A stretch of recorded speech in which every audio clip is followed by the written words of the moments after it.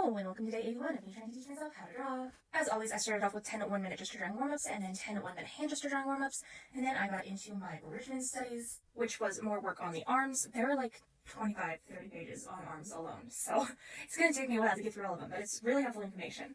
And then after that, I got into lining my my cleaned up rough sketch that I ended off with yesterday, and then I laid in all my flats and started to shade. So the shading technique that I have chosen to go with for this entire thing is using the lasso tool and then the airbrush to get a more controlled and soft but hard-edged shadow. The shadow's like a gradient, essentially, for what I want. So this took me a lot longer than I thought it would, just because, I'm learning this new way of coloring. I did start my highlights that way, and then I decided I did not like it. So I decided that highlights are just going to be like a soft airbrush unless I need like a really harsh highlight. And then shadows are going to be this lasso tool technique with a couple edges softened out here and there with the blur brush or the blending brush. But I'm going to try to keep my shadows fairly hard. And then I also tried a new technique for blocking in hair, which was just, to get a nice brush that's oval shaped. I really like ovals for hair. And then just block it all in. And I really like the way it looked in black and white, but I could not get the color to go on there nicely because although it looks nice when you have a white background, if you put anything behind it, it's not fully opaque.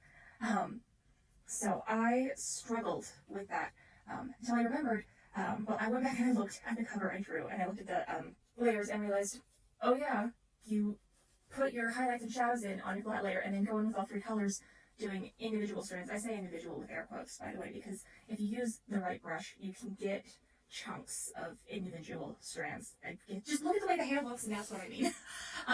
Then I originally had him in just a flat hallway. You'll see at the end that I changed that because up next you'll see the scene after this one is him looking out the sliding glass door of the kitchen. But I felt like this scene in the hall that I'm coloring right now, it didn't help transition him into that area of the house, and I felt like it was confusing. So after I ran out of storage and was done filming for today, I said, I like it, so I went back and I found a 3D simple kitchen model from Clip Studio Paint for free, and I made some tweaks to it, and I traced over it and got what I wanted and gave him a background, more of him walking into the kitchen as he's pulling his hair down for the day, and I like it a lot better. I do think that maybe I need to zoom the background in so he's not so far away, because right now you can see the ceiling and it's messing with the perspective. At least it is for me. So I will probably zoom that in. I need to add like a rug and a kitchen table. And I might do that this weekend, though I tend not to draw over the weekends just to give myself a break. So we shall see. Yeah, that is what I got done today.